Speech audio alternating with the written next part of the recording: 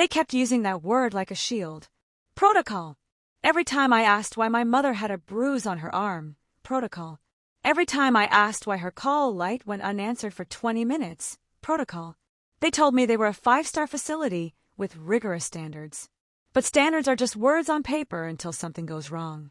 And when my mother, 78-year-old Clara Mae Williams, was found on the floor of her room at 3 a.m. with a fractured hip, they looked me in the eye and swore they had found her immediately.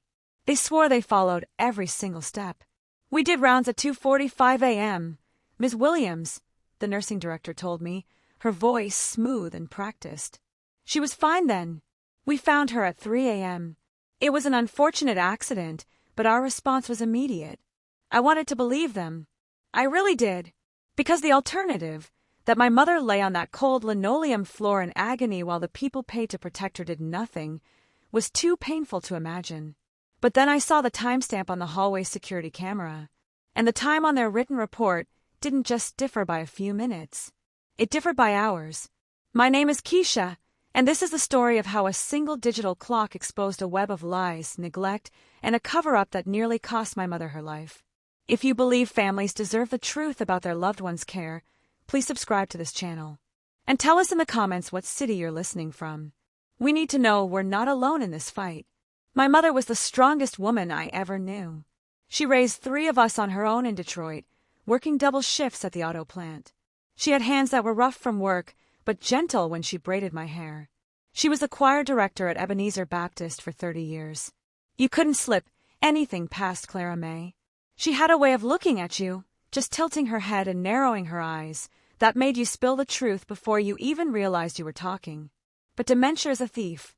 It stole her sharp wit first, then her memories, and finally her independence. When she started leaving the stove on and wandering out into the snow in her nightgown, I knew I couldn't keep her safe at home anymore. I found Oakwood Terrace. It looked beautiful. Chandeliers in the lobby, a piano playing softly. The admissions director, a man named Mr. Henderson, shook my hand and said, "We treat our residents like royalty here, Ms. Williams. Safety is our #1 priority." Safety. That was the promise. For the first 6 months, it seemed okay. Mom was confused.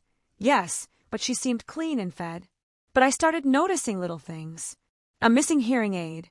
A scrape on her elbow they couldn't explain. And always, the staff seemed rushed. Harried. I'd see call lights blinking down the hall like a Christmas tree, red lights flashing for 10, 15, 20 minutes while staff sat at the nurse's station on their phones. "Why is that light still on?" I asked a nurse once. "Oh, we're just in shift change," she said, not even looking up. "We follow protocol for handoffs. We can't interrupt the briefing." Protocol. There was that word again. Then came the call. 4:15 a.m. on a Tuesday. My phone buzzing on the nightstand. It was the night shift supervisor. "Ms. Williams, your mother has had a fall.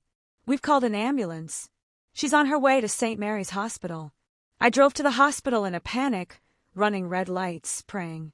When I got there, Mom was small and frail in the hospital bed, moaning in pain. Her hip was shattered. She needed emergency surgery. The doctor looked grim. At her age, with her heart condition, surgery is risky. But we have no choice. I went back to Oakwood Terrace the next morning, fueled by coffee and rage. I demanded to see the incident report. I wanted to know exactly what happened. The nursing director, a woman named Sarah with a tight bun and a tighter smile, sat me down. She slid a piece of paper across the desk. "Here is the official incident report, Ms. Williams. As you can see, our certified nursing assistant, Brenda, did her rounds at 2:45 a.m. Your mother was asleep. At 3 a.m., Brenda heard a noise, went back in, and found your mother on the floor. She immediately called for help. The ambulance was called at 3:05 a.m. We followed strict protocol. It looked perfect. The times lined up. The narrative was clear. Resident found immediately. Assessment performed. 911 called. So she wasn't on the floor long. I asked, my voice trembling. "Not more than a minute or 2, Sarah assured me. We pride ourselves on our response times. I nodded, taking the copy of the report. I walked out of her office feeling a mixture of relief and guilt. Maybe it really was just an accident. Maybe they did everything right. But as I walked down the hall toward my mother's empty room to pick up her toiletries, I looked up. Right above my mother's door was a black dome. A camera. And then I looked at the digital clock on the wall at the nurse's station. It was 10:14 a.m. I pulled out my phone. My phone said 10:14 a.m. I looked at the incident report in my hand. It was handwritten. The times were written in blue ink. 2:45 a.m. rounds. 3 a.m. incident. And then I remembered something the doctor had said at the hospital. Her body temperature was a little low when she came in, Ms. Williams. Like she'd been cold for a while. Cold for a while. If she was only on the floor for 5 minutes, why would she be cold? I stopped in the middle of the hallway. I looked at that camera again, and I felt a chill that had nothing to do with the air conditioning. I didn't leave the building. Instead, I turned around and walked straight back to Sarah's office. I didn't ask for the report this time. I asked for the footage, and the look on her face told me everything I needed to know. Security footage is for internal use only, Sarah said, her smile gone. It's policy, to protect resident privacy. My mother is the resident, I said, keeping my voice steady. I am her power of attorney. I am waiving her privacy rights. I want to see the hallway footage from last night. I can't authorize that, she said, standing up. You'd need a subpoena. Corporate legal handles all video requests. She was stonewalling me, and she was doing it with that same smooth, bureaucratic efficiency they used for everything. I left her office, but I didn't go home. I sat in my car in the parking lot and called the police. I reported a suspected assault and neglect. My mother has a broken hip, and the facility is refusing to show me evidence of how it happened. I told the dispatcher. An hour later, a squad car pulled up. 2 officers walked in with me. Sarah looked much less confident with 2 uniformed officers standing in her lobby. We need to secure the footage as potential evidence, one officer said. If you refuse, we'll have to secure the server room until a warrant is issued. Sarah paled. Let me call my regional manager. While she was on the phone, I stood in the lobby and thought back to the last few weeks. The signs I had ignored because I wanted to trust them. 2 weeks ago, Mom had a bruise on her wrist. She grabbed the bed rail too hard, they said. Protocol says we document it. A week ago, I found her water pitcher bone dry at noon. The aide just went to fill it, they said. Protocol says hydration checks every 2 hours. They used protocol to explain away everything. It was a magic word that meant shut up and stop asking questions. And there was something else. The staff turnover. In 6 months, I had seen 3 different directors of nursing. The aides I liked, the ones who actually talked to Mom, who combed her hair, they never lasted. They quit or got fired. The ones who stayed were the ones who moved fast, spoke little, and had hard eyes. Like Brenda, the aide who signed the report. I knew Brenda. She was always chewing gum, always on her personal phone in the break room. Last week, I heard her snap at a resident who was asking for the bathroom. You just went. Sit down. Brenda was the one who supposedly did rounds at 2:45 a.m. Brenda was the one who supposedly found Mom immediately. Finally, Sarah came out of her office. She looked sick. Corporate says we can show the officers the footage. But not you. That's fine, I said. As long as someone sees it. The officers went into a back room with Sarah. I waited in the lobby for 45 minutes. It felt like 45 years. I watched the residents shuffle by. I watched a daughter helping her father with his soup. I wondered if they knew. I wondered if they were being lied to, too. When the officers came out, their faces were grim. Stone cold. One officer walked up to me. He took off his cap. Ms. Williams, he said quietly, we're going to need to take a copy of this drive into evidence. And I suggest you get a lawyer. Immediately. What was on it? I whispered. I can't discuss details of an ongoing investigation, he said. But then he leaned in closer, his voice dropping to a whisper. But I can tell you this. The times don't match. Not even close. My knees buckled. I had to grab the back of a chair to stay upright. How long? I asked. How long was she on the floor? He looked at me with genuine pity. Get a lawyer, ma'am. I drove back to the hospital in a daze. My mother was out of surgery. She was sedated, hooked up to monitors. I held her hand. It was warm now. But I couldn't stop thinking about how cold she had been. I called a lawyer my cousin recommended. A shark named David who specialized in nursing home negligence. Don't sign anything, David barked into the phone. Don't talk to them. Get copies of everything you already have. The incident report, the admission agreement, everything. They lied on the report, David, I said, tears finally spilling over. They wrote down times that were lies. Of course they did, David said. That's standard procedure. They write the report to match the regulations, not reality. It's called charting for defense. But if we have the video, we have them. But Oakwood Terrace wasn't going to give up that video easily. 2 days later, my lawyer got a call from their corporate legal team. They claimed the video file was corrupted during the transfer. They thought they had erased the truth, but they forgot about one thing. Corrupted! I screamed into the phone. The police saw it. The officers watched it. They're claiming a technical error occurred when they tried to copy it for the police, David said, his voice dangerously calm. They claim the original file on the hard drive is now unreadable. Convenient. So they destroyed evidence. It looks that way. But here's the thing, Keisha. They were so busy trying to scrub the video, they forgot about the metadata on the digital logs. The what? Electronic badge access. Keycards. Every time a staff member enters a residence room or opens a secured door, they have to swipe their badge. It creates a digital timestamp in a separate system. The security video system and the door access system are usually separate. Do we have those logs? We subpoenaed them this morning, along with the nurse call light system logs. Every time a patient presses a button, and every time a nurse cancels it at the wall, it's logged. It took 2 weeks. 2 weeks of my mother moaning in rehab, asking why her hip hurt, asking why she fell. 2 weeks of me sleeping in a chair next to her bed because I was terrified to leave her alone. Then David called me to his office. He had a large timeline printed out on a whiteboard. Okay, David said, pointing to the first line. Here is the incident report written by Brenda and signed by Sarah.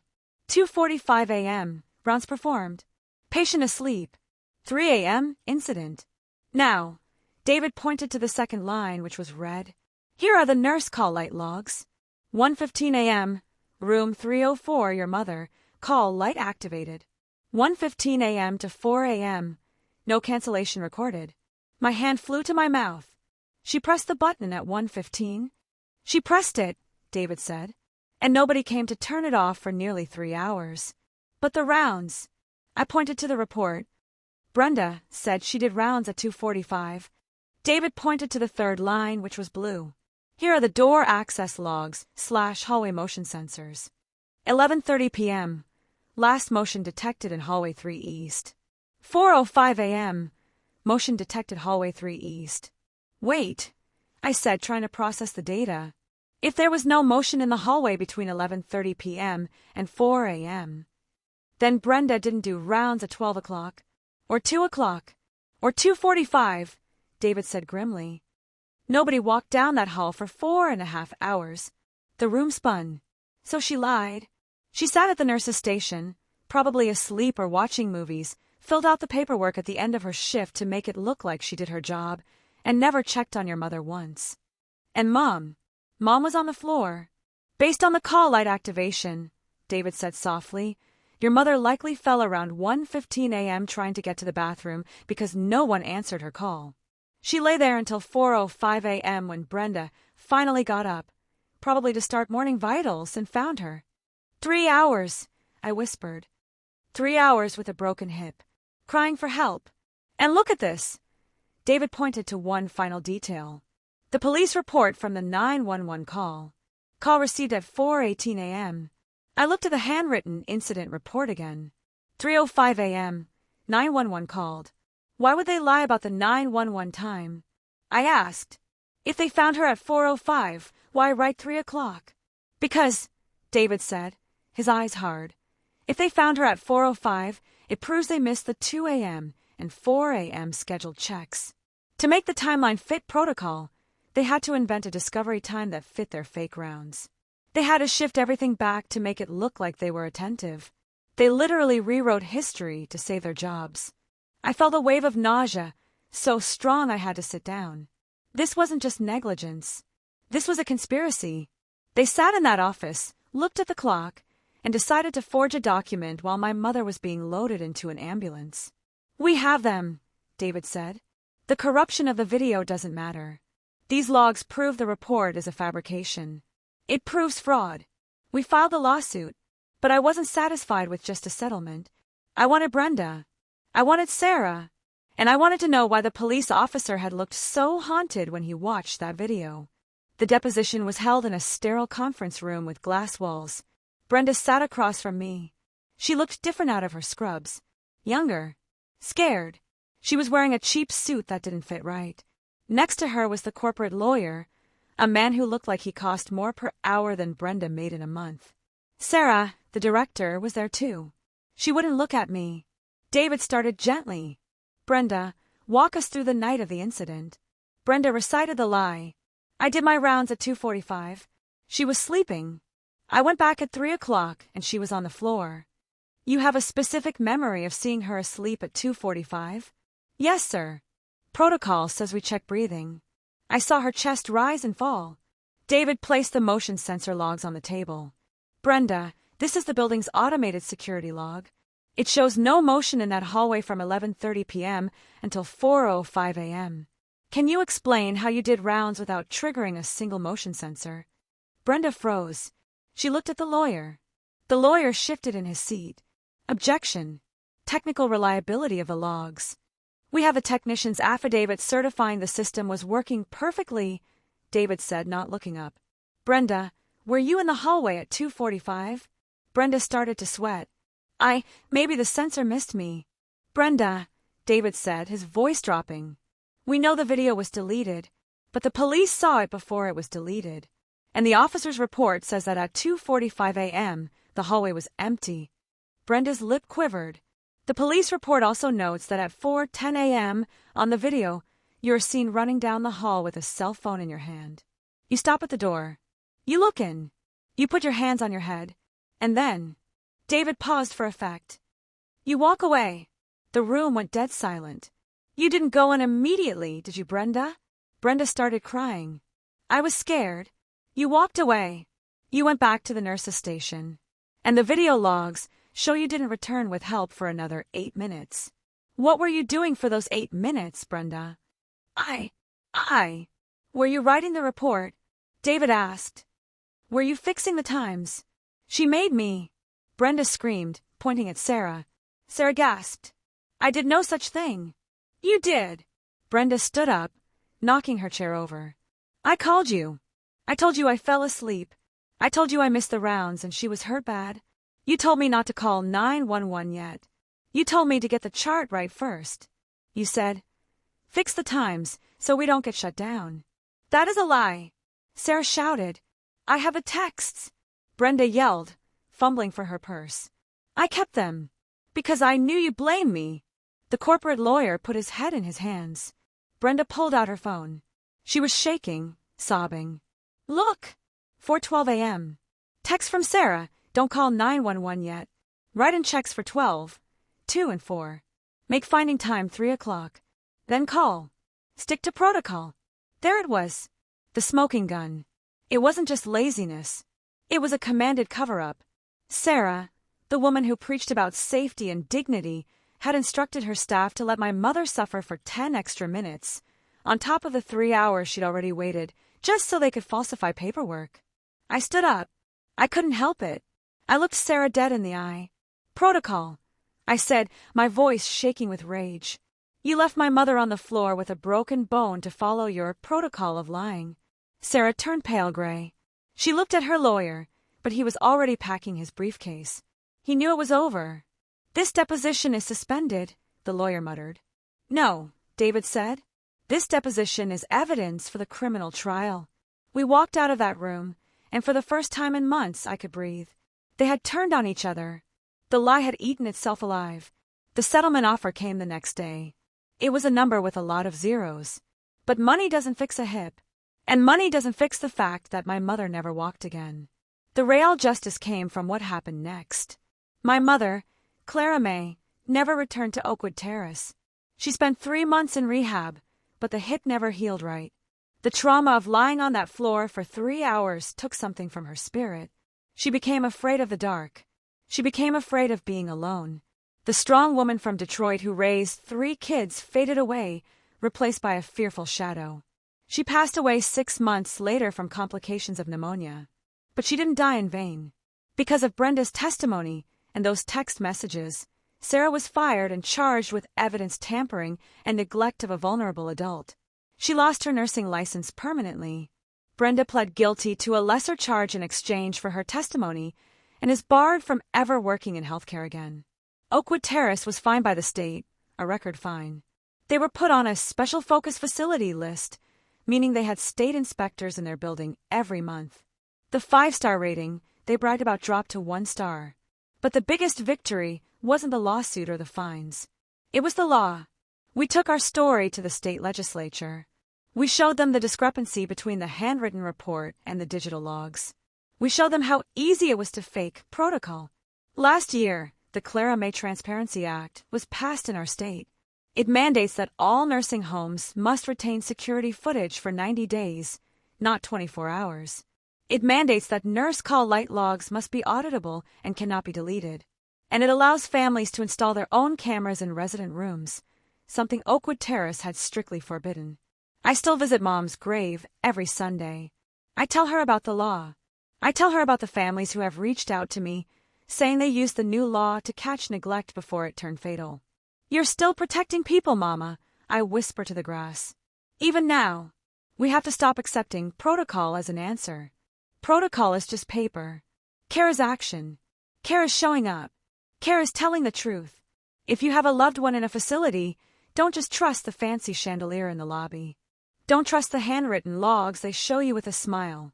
Trust your eyes. Trust your gut. Check the digital trails. Ask for the call light logs. Look at the timestamps. Because they will tell you they followed every step. They will tell you it was just an accident. They will look you in the face and lie to save their own skin. Don't let them. If you believe our elders deserve better than lies and protocol, please subscribe to this channel. And leave a comment below, right?